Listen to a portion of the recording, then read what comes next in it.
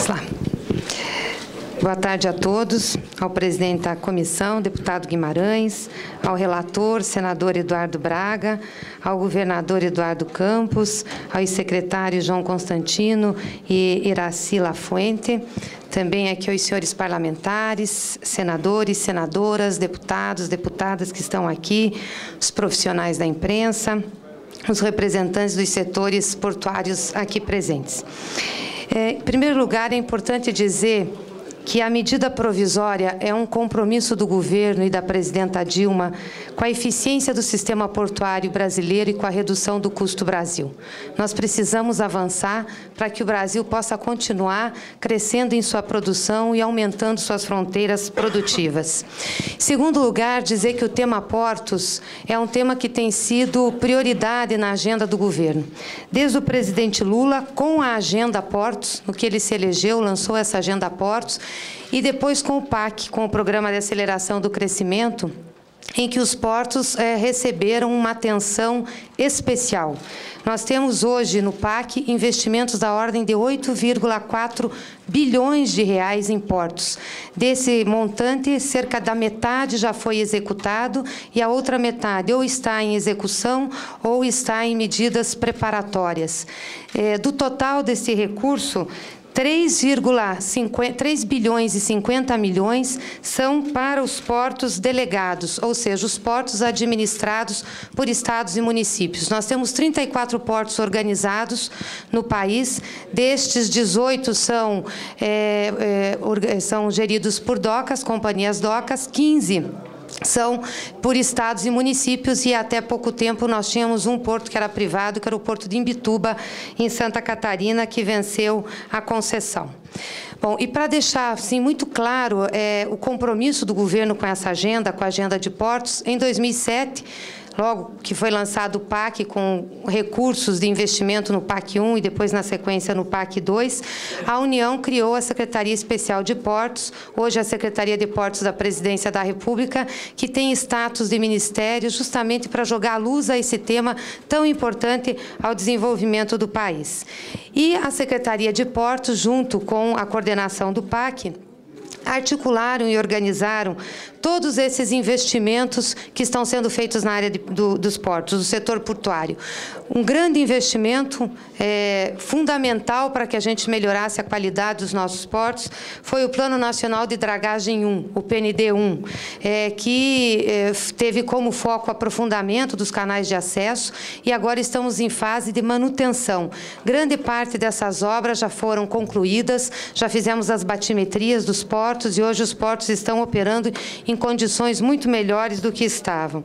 Segundo, também teve investimentos em construção e reforço de berços, na construção e ampliação de moles, em investimentos em acessos terrestres, terminais de carga, terminais de passageiros, o início do Porto Sem Papel e carga inteligente.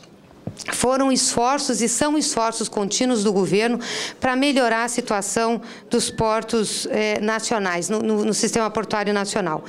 Mas o que eu julgo mais importante, a decisão mais importante do governo nesse tema, foi a decisão de contratar um estudo de fôlego para fazer uma análise do sistema portuário, da sua infraestrutura, das necessidades de investimento, de reorganização e de planejamento em médio e longo prazo.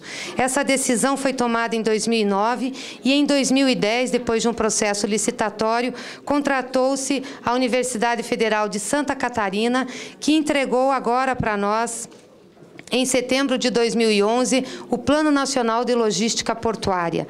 Em 2011 foi entregue o plano, que é o estudo aprofundado, e os planos mestres dos grandes portos nos foi entregue em março de 2012.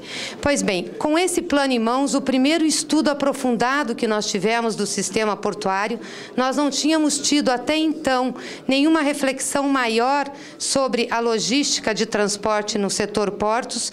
tivemos com o PNLP, no que esse plano foi entregue, a presidenta determinou que o governo fizesse um grupo para estudar a logística de transporte, unindo o Ministério de Transporte, a Secretaria de Portos, a Casa Civil, o Ministério da Fazenda, Ministério de Planejamento, coordenador do PAC, para que nós pudéssemos nos aprofundar no assunto. Mas não só trabalhar numa proposta de portos, trabalhar numa proposta que levasse em consideração a infraestrutura para o transporte e para uma logística de transporte. E isso foi importante porque nós já tínhamos, no âmbito do Ministério de Transportes, o PNLT, o Plano Nacional de Logística de Transporte, que estudou o carregamento da malha rodoviária e ferroviária e a sua necessidade de ampliação. Da junção desses dois estudos, do PNLP e do PNLT, nós traduzimos no PNLI, o Plano Nacional de Logística Integrada. Ou seja, para melhorar a logística de transporte do Brasil, não bastava só investir em portos, ou não bastava só investir em ferrovia ou só em rodovias. Nós precisávamos integrar esses modais de transporte.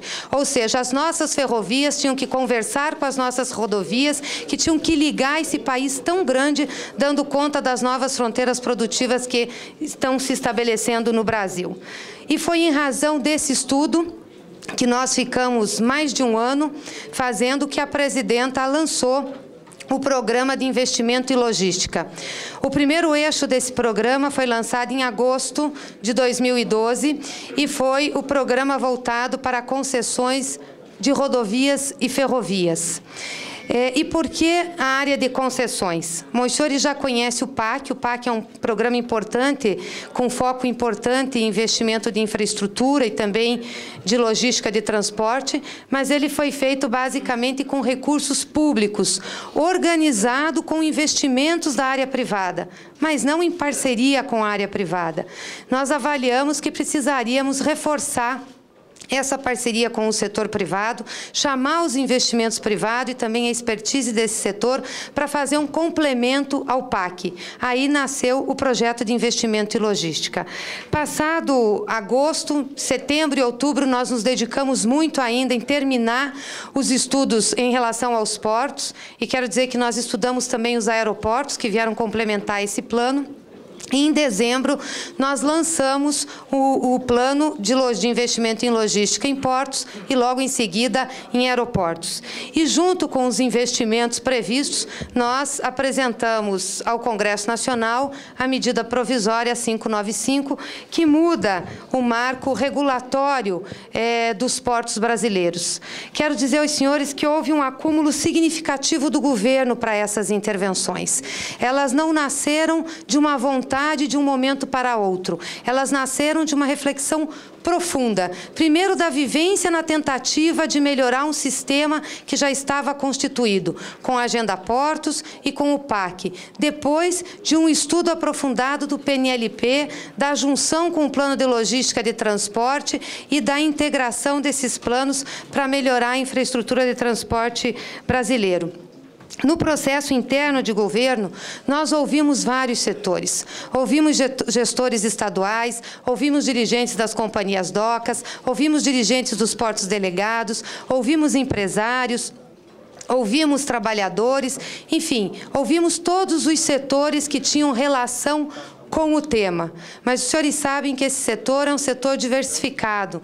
Tem vários atores, cada um tem a sua forma de olhar e os seus interesses. Se a medida provisória não espelha um consenso ou a vontade de cada setor, é porque realmente tem muita dificuldade de estabelecer consenso num tema como esse. Aí o governo, através dos seus estudos, da sua reflexão, do diagnóstico profundo que nós tínhamos, apresentou uma medida que mediava esses interesses e trazia uma solução considerando o interesse de país, portanto, o interesse do Estado brasileiro.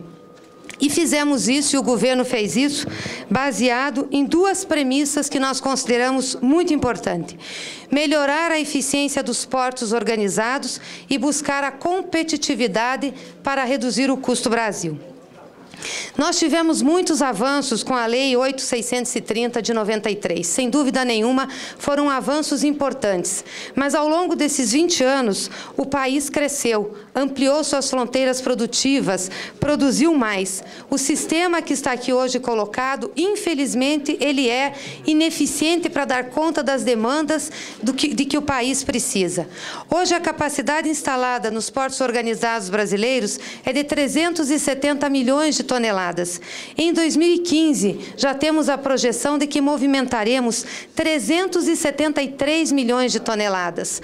Portos importantes como Santos e Paranaguá já operam acima do limite de sua capacidade. Em 2030, que é para onde o nosso plano de logística portuária aponta, nós já vamos estar operando com uma capacidade de 487 milhões de toneladas ano. Nós precisamos tomar medidas agora. O Brasil não pode parar, nós precisamos continuar. E, para tanto, nós oferecemos, na medida que apresentamos ao Congresso e no plano de investimento em logística de portos, duas frentes. A primeira, para os portos organizados, buscando fortalecê-los e modernizá-los. Primeiro, a mudança de critério de licitação. Nós não queremos arrecadar. A licitação por outorga passa por uma premissa de arrecadação. Nós queremos que os nossos portos invistam, que o setor privado invista, que movimente mais carga e movimente por menor custo. Por isso, mudamos o critério. Então, é um critério ponderado de movimentação, com maior movimentação, com menor custo, com menor tarifa. Segundo, apresentamos um plano para ampliar os acessos aos portos. Primeiro, o acesso na área de dragagens, na área aquaviária. Nós já fizemos o Plano Nacional de Dragagem 1, na medida provisória que apresentamos ao Congresso Nacional, reestabelecemos o Plano Nacional de Dragagem 2, agora com contratos por 10 anos, prevendo 10 anos, para fazer aprofundamento de canal onde precisa e fazer manutenção dos canais e de berços de atracação aonde precisa pelo prazo de 10 anos. E fizemos isso para o conjunto dos portos brasileiros, ou eles unidos por questão geográfica, ou eles separados, dado a sua dimensão ou a sua natureza de movimentação e também a sua quantidade de movimentação. Fizemos também um plano especial de acesso de rodovias e ferrovias, complementares ao que já estava previsto no PAC. São 45 intervenções que pegam 18 portos públicos, sejam eles federais ou estaduais, para que melhoremos as condições de acesso. Terceiro, criamos uma Comissão Nacional de Gestores Portuários, de Autoridades Portuárias, o CONAPORTOS, um decreto da presidenta, no lançamento da medida provisória, no dia 6 de dezembro, criou o CONAPORTOS. Qual é o objetivo?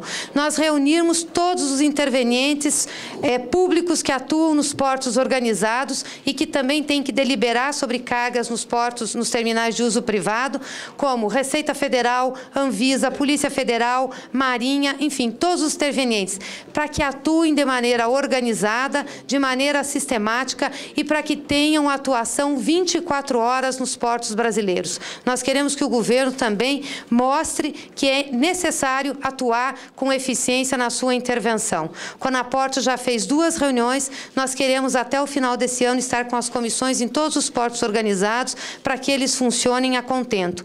Nós baseamos essa iniciativa no que nós já fizemos nos aeroportos com o CONAERO e que tem dado resultados melhores de gestão integrada dos órgãos intervenientes. Também dotamos os nossos portos organizados, sejam eles dirigidos por docas ou dirigidos por empresas públicas estatais, de um regime diferenciado de contratação, para que tenham agilidade, para que possam dar respostas mais rápidas a questões do dia a dia, às suas intervenções e aos seus investimentos. E estamos discutindo no âmbito do Ministério do Planejamento, com a Secretaria de Portos, o estabelecimento de contrato de gestão para as companhias docas. No que diz respeito aos terminais de uso privado ou privativo, nós tivemos uma firme disposição de ser contra a barreira de entrada e a liberação de cargas. Nós temos um país de dimensão continental, com uma costa marítima extensa e precisamos dar resposta às demandas que nós temos. Portanto, achamos que hoje, como nós convivemos muito bem com os terminais de uso privado, são 129, já tem uns pedidos para mais terminais de uso privado, que convivem em harmonia com os 34 portos, não vimos por que eles não podem ser complementares também em cargas que não sejam específicas suas. Aí, com certeza, tem e pesa bastante a discussão da carga por container. Para a implantação dessas medidas, nós não diferenciamos portos delegados dos portos administrados diretamente por estados, pela União, pelas docas. Tratamos o sistema portuário como um sistema portuário brasileiro. Os portos são integrantes de um sistema nacional único de logística e de transporte, como tem que ser o sistema portuário para funcionar bem. A MP não retira a autonomia de nenhum estado da federação, porque ela não diz respeito à questão federativa. Ela diz respeito à modernização, planejamento integrado e eficiência do sistema portuário nacional. Ela foi feita de acordo com o direito e responsabilidade conferida à União pelo artigo 21, inciso 12, a linha F da Constituição Federal. Compete à União explorar, diretamente ou mediante autorização, concessão ou permissão, os portos marítimos, fluviais ou lacustres. A centralização dos arrendamentos dos terminais portuários é um ponto relevante para a implementação das mudanças pretendidas. E ele segue o mesmo arranjo institucional que nós temos hoje para a energia e para os aeroportos, aonde a agência reguladora faz as licitações e o Ministério Setorial as acompanha. Além do respaldo constitucional, no texto constitucional, nós consideramos também outros 3 aspectos relevantes para fazer essa centralização, que é a centralização operacional das licitações, posto que a discussão do plano de desenvolvimento portuário já é feito em conjunto com a ACEP e vai agora também ser aprofundado. Primeiro, a necessidade de observar o planejamento integrado em logística portuária. Cada porto é o elo de uma grande corrente de movimentação de cargas do país. A lógica de um porto não é e não pode ser estadual. A lógica de um porto é uma lógica nacional. Aliás, sobre isso, o Tribunal de Contas da União já teve um estudo de uma auditoria especial feita nos portos brasileiros e a qual também nos serviu de referência nas discussões que tivemos internamente no governo, de 2008, entre abril de 2008 e maio de 2009. E naquela época, dizia o Tribunal de Contas, a inexistência de política pública nacional estabelecida para o setor, as estratégias de expansão e modernização do segmento são concebidas e implementadas com base na realidade regional e não na nacional. Há uma desatualização dos planos de desenvolvimento e zoneamento dos portos e dos programas de arrendamento. O tribunal analisou 19 portos localizados em 3 estados da federação. Todos os portos delegados fizeram parte desse trabalho do Tribunal de Contas da União.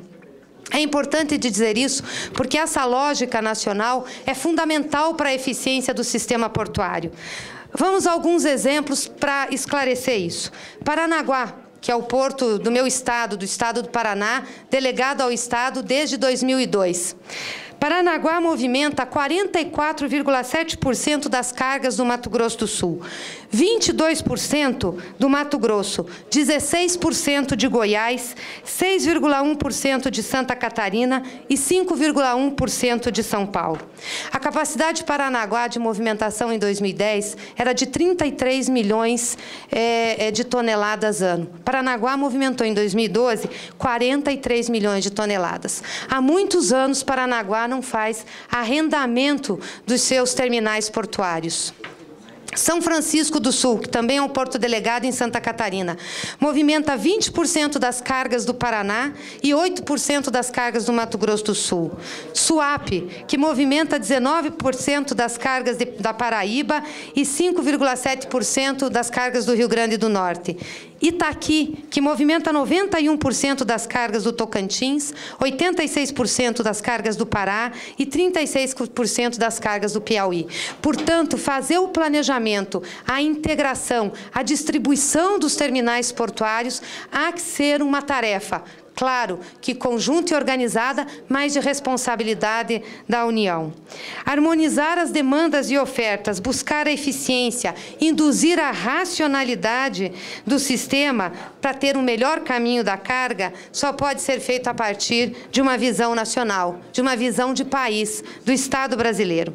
Essa não é uma discussão que cabe aos estados de Pernambuco, ou do Paraná, ou do Rio Grande, dos estados delegados. É uma discussão que cabe a todos os estados de maneira junta e integrada. É uma discussão sobre o Brasil e sobre a sua logística. Segundo ponto que nos levou a uma decisão de centralizar as licitações de forma operacional. Em 10 anos, nós fizemos apenas 11 arrendamentos nos portos organizados brasileiros. Nós temos um universo de 233 áreas operacionais em portos e várias áreas que ainda estão vazias. Em 10 anos, houve apenas 11 licitações, 11 arrendamentos, da maneira descentralizada como nós fazemos. E aqui inclui-se, inclusive, as companhias docas que fazem os seus arrendamentos descentralizados. Sem novos terminais, sem choque de oferta para atender a demanda por movimentação de cargas, nós não vamos conseguir vencer os gargalos que nós temos no sistema portuário. As filas quilométricas que nós vemos hoje no país, que prejudicam a nossa economia e que geram ineficiência. Nós diagnosticamos, não sozinhos, com a ajuda do Tribunal de Contas e também do estudo que foi feito, quais eram os motivos dessa demora. Dos principais motivos, os estudos deficientes para a licitação dos terminais, evidenciando um baixo preparo técnico das gestões portuárias. Isso foi corroborado pelo Tribunal de Contas, que nos alertou ainda mais que não há padronização para os estudos de arrendamento. Cada porto faz do seu modo, calcula do seu modo a demanda, calcula do seu modo os investimentos e o retorno, e isso não traz uma padronização e gera, assim, a ineficiência para uma logística integrada. Nós temos dificuldades de fazer esses arrendamentos. O governador falou aqui do arrendamento do terminal de açúcar do Porto de Suape. Ele deve ter voltado umas 6 vezes ao terminal de Suape para fazer as suas correções, porque tinha inconsistência. O próprio Tribunal de Contas não homologou na primeira vez a assinatura do contrato. Isso não é um problema de Suape, isso é um problema de Paranaguá, isso é um problema de Santos, isso é um problema dos portos administrados pelas companhias docas, que nós precisamos fazer estudos que sejam padronizados, que tenham referência, que levem em consideração a origem dos dados econômicos financeiros, mecanismos para incentivar a concorrência e para melhorar a logística. Muitas vezes também nós ficamos à mercê de interesses locais dos portos, ou o que nós chamamos das barreiras de entrada.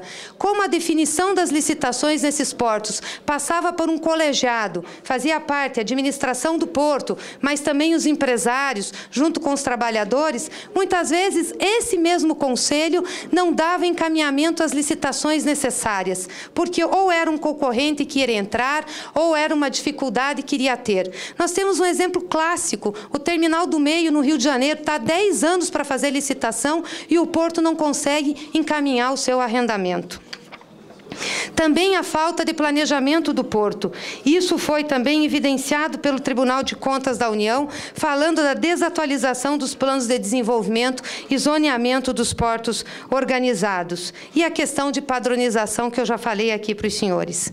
Hoje, a União já tem que aprovar os seus arrendamentos, já fala sobre os planejamentos do porto e licita o porto que tiver autorização depois de todo esse processo. De fato, tem muita intervenção mesmo num processo de arrendamento. É muito mais simples um processo que nós possamos fazer hoje sob a supervisão da ANTAC, como fazemos assim no setor elétrico, como fazemos no setor aeroportuário, e que possamos fazer um estudo agregado, como agora o que estamos contratando. Nós já colocamos para estudar 159 terminais portuários, que nós vamos estudar ou a concessão ou vamos estudar a prorrogação dos contratos com base no novo critério de licitação. Eu acredito que se a descentralização fosse boa, como ela está colocada hoje, nós teríamos tido respostas mais eficientes do conjunto do sistema portuário. E quando nós falamos em intervenção do porto, infelizmente nós não podemos tratar um porto de maneira isolada. Por mais eficiente que seja sua gestão. Ou nós integramos e tornamos esse sistema eficiente, ou nós não vamos ter uma logística eficiente e o custo Brasil continuará alto. A terceira questão que nos levou a fazer a centralização das licitações e que eu julgo a mais relevante nesse momento, que é a mudança de critério. Nós estamos saindo de um critério simples, que é o critério de outorga, ou seja, quem paga mais pelo espaço a ser concedido, um critério quase que de aluguel pela área arrendada, para um critério que é maior movimentação com menor tarifa. É um critério mais elaborado. Se já tínhamos dificuldade para que os portos fizessem os seus arrendamentos por um critério mais simples, com certeza vamos ter mais dificuldades, pelo menos num primeiro momento, para que façam por um critério mais elaborado como esse. Por isso precisamos padronizar os estudos, por isso precisamos padronizar a forma como a licitação vai ser feita para ganharmos agilidade e qualidade nessas licitações. Esse processo não interferirá na gestão dos portos. A gestão dos portos continuará delegada aos estados, aonde elas estão delegadas e aonde for o caso. Mas ela terá sua atuação integrada, uma lógica única, ou seja, integrada para melhorar o desenvolvimento do país. Terá a mesma qualidade.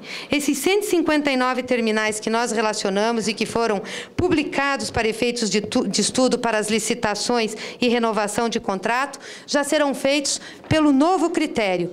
Já estão em andamentos os estudos a respeito desses terminais. E nós queremos que esses estudos propiciem já uma intervenção de licitação a partir do final do primeiro semestre desse ano. Nós precisamos celeridade, nós não podemos parar. E em relação a dizer que o critério é diferente e que isso vai criar uma assimetria, primeiro, os contratos que estão sendo vencidos ou que estão para vencer, que é uma grande parte, já serão relicitados ou terão a sua continuidade, se for assim a determinação do contrato, pelo novo critério. Os que foram licitados recentemente, se sentirem prejudicados, a nossa legislação dá amparo para um equilíbrio econômico-financeiro. É simplesmente abrir as contas, o custo, qual é o retorno, como está colocado o contrato, que eu tenho certeza que esse reequilíbrio poderá ser concedido, inclusive em processo administrativo. Nós temos hoje uma força-tarefa da Secretaria de Portos, da Empresa de Planejamento e Logística, que foi fruto dessa discussão de uma logística integrada no país, e da Casa Civil, para fazer com que as coisas aconteçam. Nós temos prazo dado pela presidenta e vamos cumprir esses prazos para colocar os editais na rua, grande parte deles nesse ano de 2012. Nenhum estado vai perder a sua autonomia. Nós não vamos tirar Itaqui do Maranhão, Suape de Pernambuco, Paranaguá do Paraná, assim como também não vamos tirar Santos de São Paulo, nem o Porto de Vitória do Espírito Santo. Continuarão lá a gerar riqueza, a gerar investimentos, a gerar emprego. O que nós queremos é melhorar a eficiência, é modernizar os nossos portos, é racionalizar a sua atuação, integrar para que o Brasil e todo o povo brasileiro possa ser beneficiado. Esse é um projeto de país. O Brasil não pode parar. E eu acredito que esse também é o compromisso do Congresso Nacional para com o futuro do nosso país. Muito obrigada, senhor presidente.